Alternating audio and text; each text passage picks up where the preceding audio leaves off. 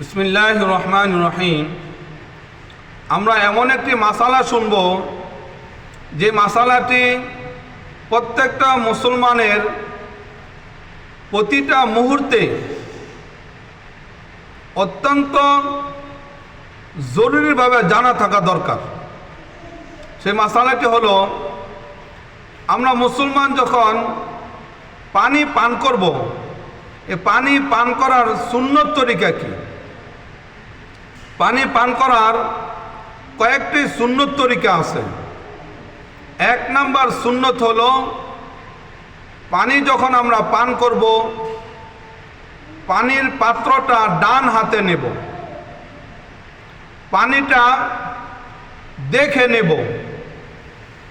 তারপরে সুন্নত হলো, পানি পান করার সময় বিসমিল্লাহ বলে পানি পান করা শুরু করব।